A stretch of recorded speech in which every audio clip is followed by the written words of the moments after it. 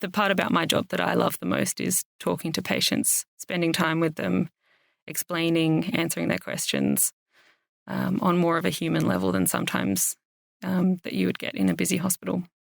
Alex McCutchin says she went into medicine because she wanted to help people. One of my friends had told me, I think you'd be a really good obstetrician. Alex lives in Darwin in Australia's Northern Territory. When she was in high school in suburban Melbourne, Alex looked into becoming a midwife. And at a careers fair, she watched instructors explain the childbirth process. It got to a point during a simulation of a obstetric patient that they said, all right, now this is where we stop. We'll have to go and get the doctor. You'd have to go and get the obstetrician. And I said, what about that? What, can I do that? And they said, you'd have to go to medical school. So I went to medical school. Fast forward to early 2020, Alex is entering her second year working as a fully qualified doctor when she hears news of a novel coronavirus emerging in China.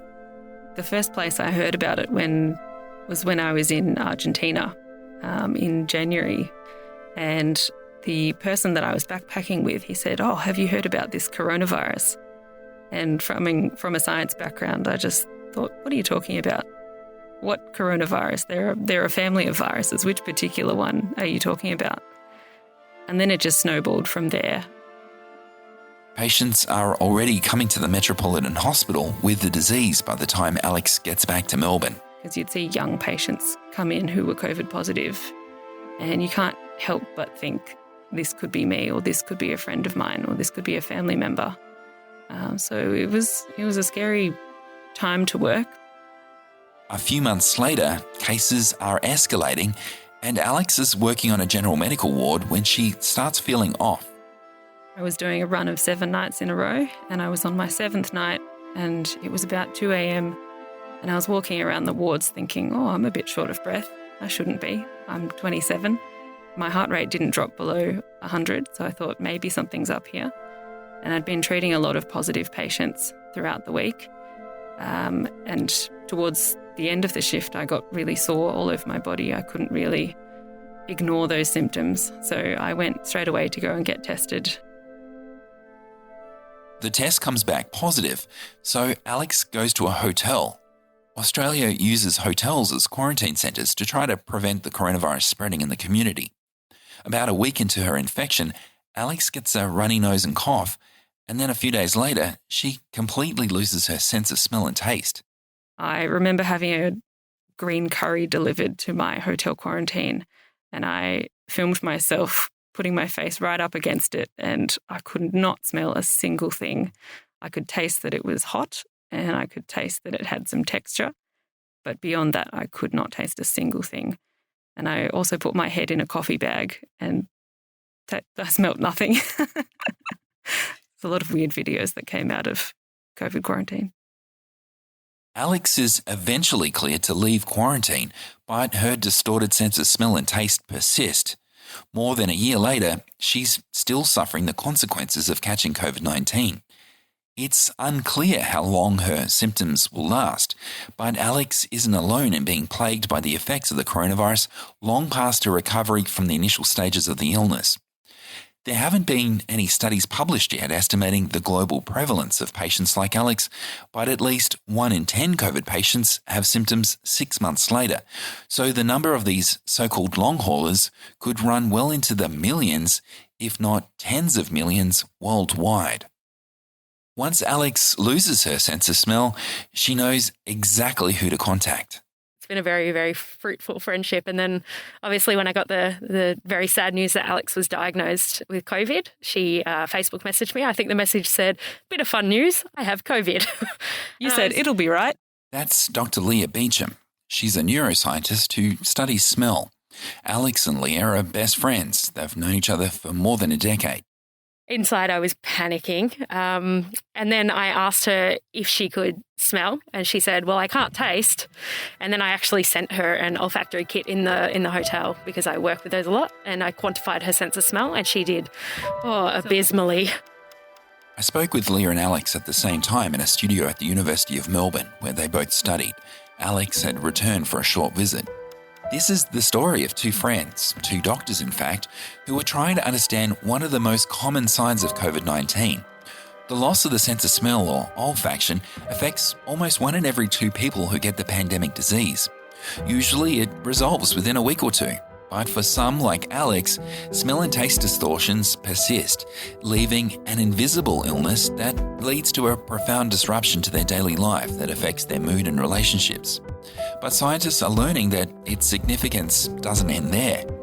This is also a story about living with a mysterious condition that may have a lasting impact on health. Evidence is emerging that COVID survivors like Alex could face even worse neurological issues later in life. I'm Jason Gale, a senior editor and chief biosecurity correspondent at Bloomberg News. From the Prognosis podcast, this is Breakthrough.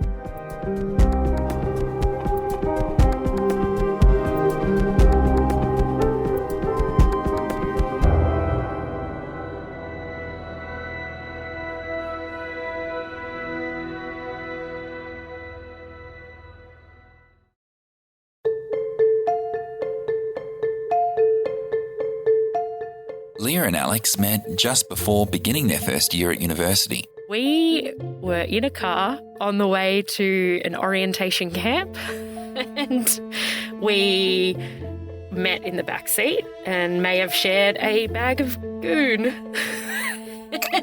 And we have been really good friends ever since. Best friends.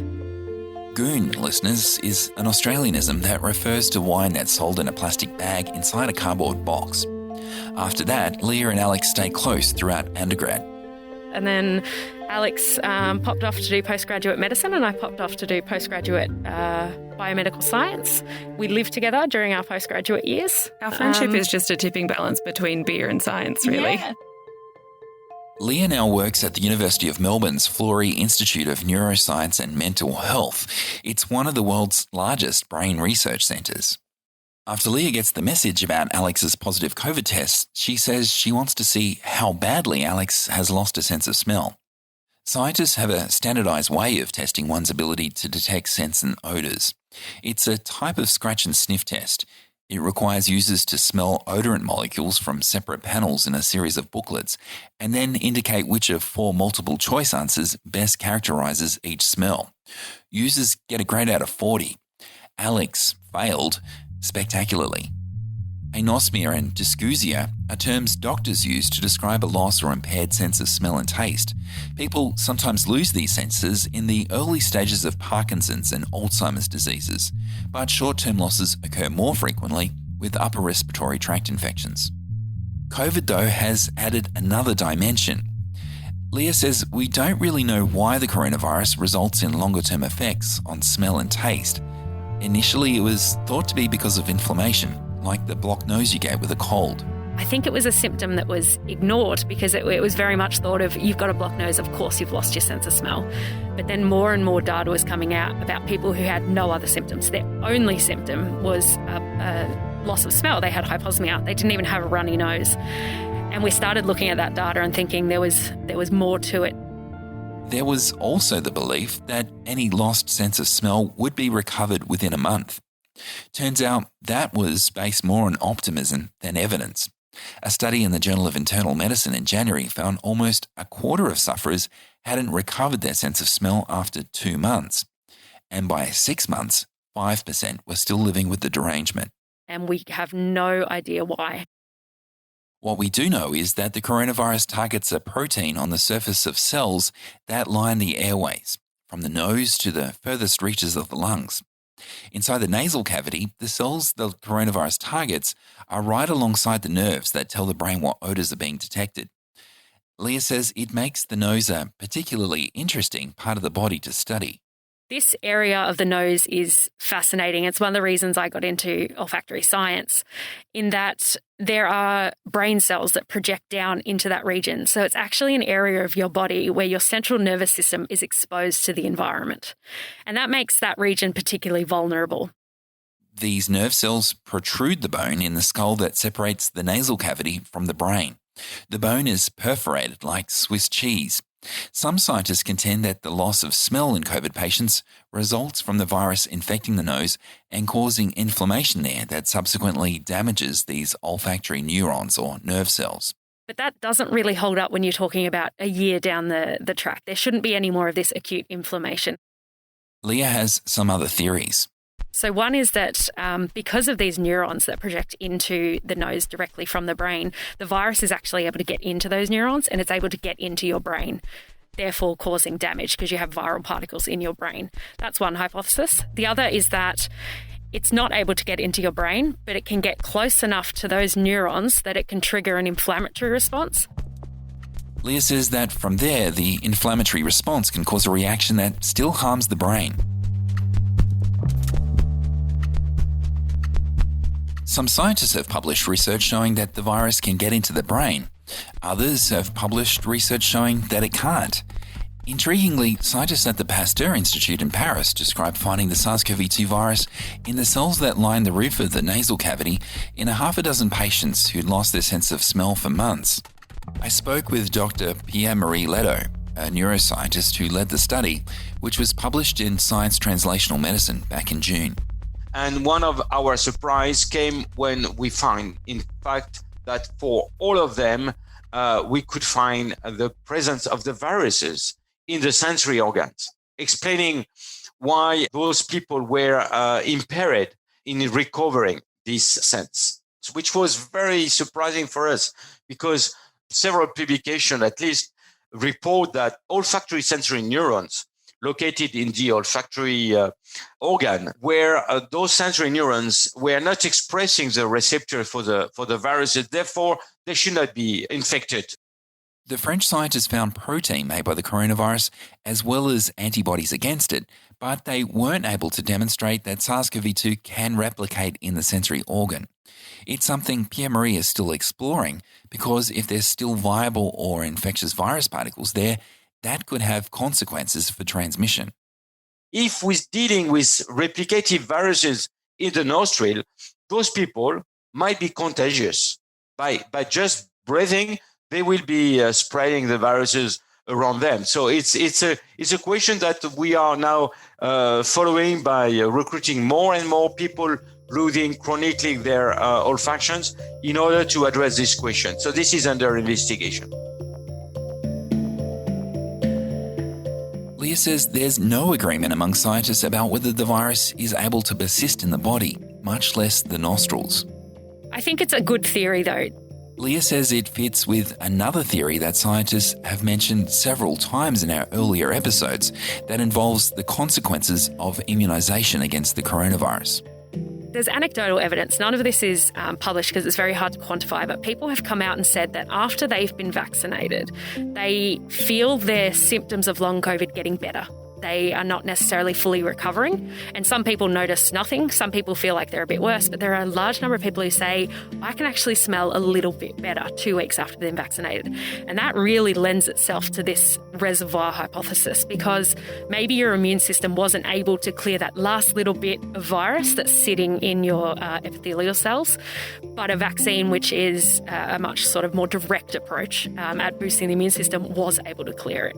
So I think it's definitely got legs, but I think it's very early on, and we need many more studies to replicate it for us to say this is actually what's happening. There's still a lot of questions around how long COVID causes us to lose some of our senses, but scientists are accumulating evidence about the virus and its long-term impacts on biological processes such as aging.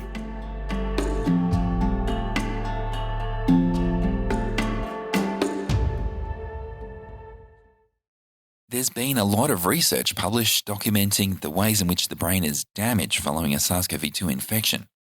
There's inflammation, blood clots and hemorrhages, not to mention respiratory failure that can cut off oxygen supply. But another aspect of COVID has surprised researchers in recent months, the loss of brain tissue. That's right, COVID is associated with brain shrinkage. A study in June from the University of Oxford released ahead of peer review and publication found grey matter deficits were more likely in patients who'd had COVID than those who were never infected with the coronavirus. It was a unique study that used medical records and brain scans from patients taken before the pandemic. The researchers then invited hundreds of these patients back for another round of MRI brain imaging. There were marked differences between those who'd been infected with COVID-19 and those who had not in terms of grey matter, which is made up of the cell bodies of neurons that process information in the brain. More interesting still, there was a loss of brain volume, even in COVID patients not sick enough to require hospitalisation. The findings haven't been published in a scientific journal, but Leah says the study offers important insights into what might be going on inside the brains of long haulers. This is probably one of the most impressive papers that I've ever read. It is, and what they've shown is that, quite scarily actually, there's a loss of grey matter in a number of regions of the brain. Most of them are related to olfactory and gustatory pathways, which explains why potentially many people are not recovering their sense of smell, or even if they have recovered it, it's not fully recovered. It's because you've actually lost brain tissue in those regions.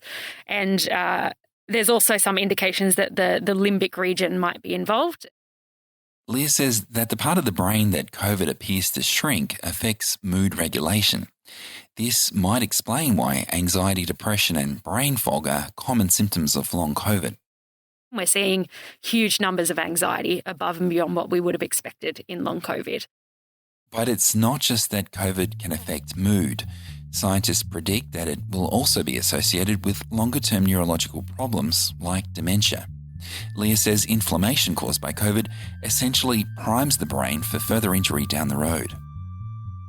And once your brain is primed, if you get another hit later in life, like another severe viral infection that gets into your brain, or you're exposed to a toxin, you're closer to the edge because your brain is primed and it's ready to overfire. And when it does that and the neuroinflammation takes hold, it's going to kill cells faster. So we're talking here about not COVID causing any of these diseases, but it's just an increased risk factor that we need to be aware of, that a very large population of the world has now had. Leah says that because COVID affects so many different parts of the brain and its functions, like memory, it could predispose degenerative diseases such as Alzheimer's. She's particularly concerned about what this could mean for Parkinson's disease too. It's a disorder of the central nervous system that affects movement. About 10 million people worldwide have the condition, and the number is growing, in part because age is a major risk factor and humans are living longer. So at the moment, we're actually living through a Parkinson's pandemic. It's doubled in the last 20 years, our incidence, and it's set to double again. And that's after we correct for the ageing population. Now that we've just added COVID in, there's a chance that we have just even the slightest shift of people more likely to get Parkinson's, that could push us into numbers that we can't cope with. Parkinson's is a very long disease. It's a very expensive disease. We don't have disease-modifying drugs. All we can do is help you symptomatically for a few years until that stops working. It's really scary, and we need to be really vigilant. There was a surge in cases of Parkinson's disease in the decades following the 1918 Spanish influenza pandemic. Epidemiologists determined that Spanish flu survivors had a 2 to 3 times higher risk of developing Parkinson's, now termed viral Parkinsonism, compared with those who didn't get the deadly flu strain. If a similar effect were to occur in the wake of COVID, Leah says it could cripple health systems. There's warning bells, and we're trying to listen to those warning bells, I think, because we don't want to be caught off guard. And our community itself would, most people who are diagnosed with Parkinson's are still of working age. We can't lose that, workforce loss. So there's an economic side to it as well. We need to be really prepared, and the only way we're going to do that is to keep studying it and preparing as best we can.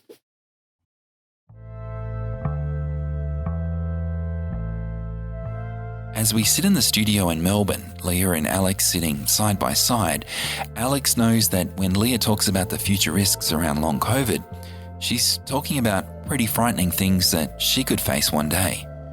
It's a bit hard to listen to.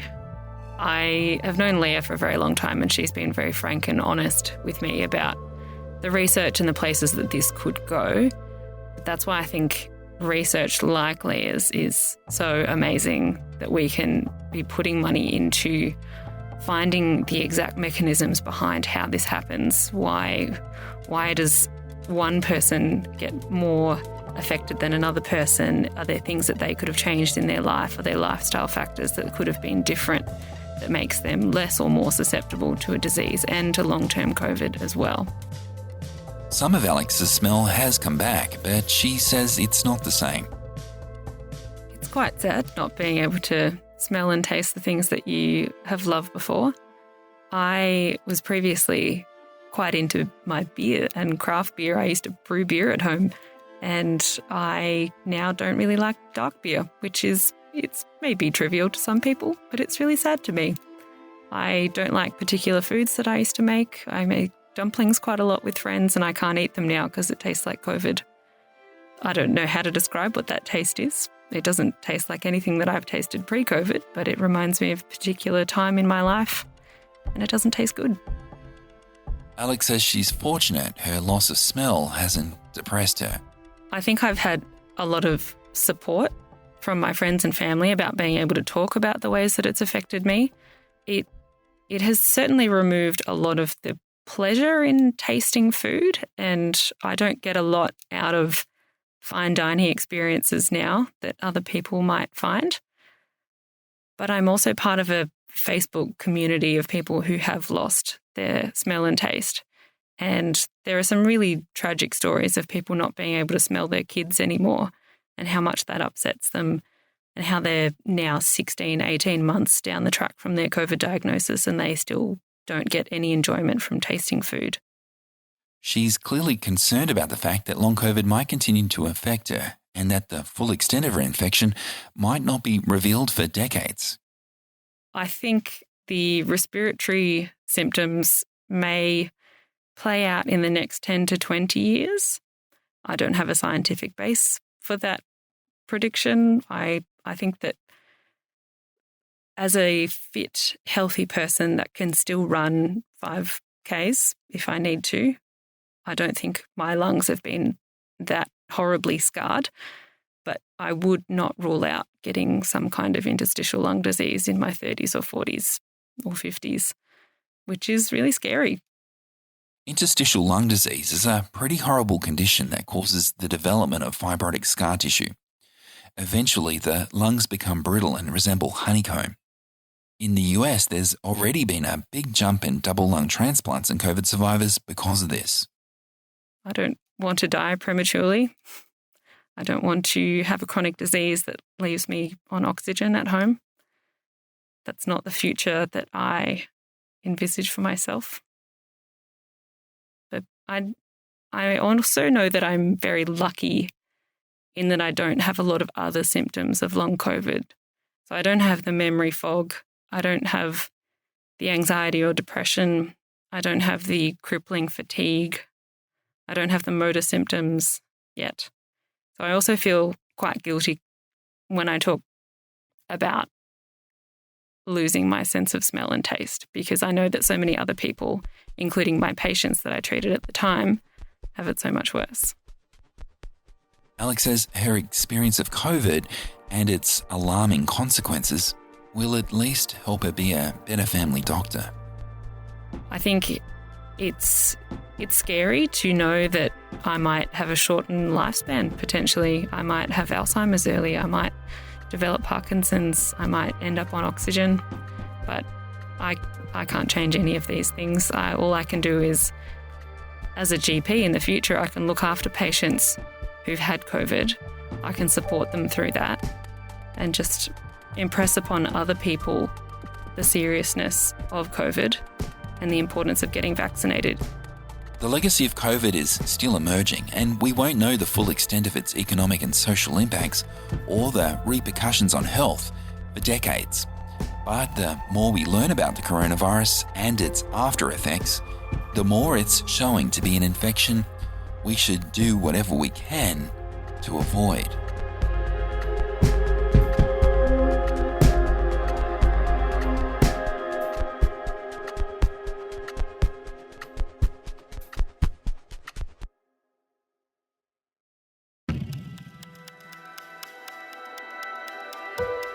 That's it for this episode of Prognosis Breakthrough. On our next episode, my colleague John Laumann goes into a Boston hospital to learn how the pandemic has reshaped health services. COVID is leaving indelible marks, not just on patients, but also on those delivering medical care.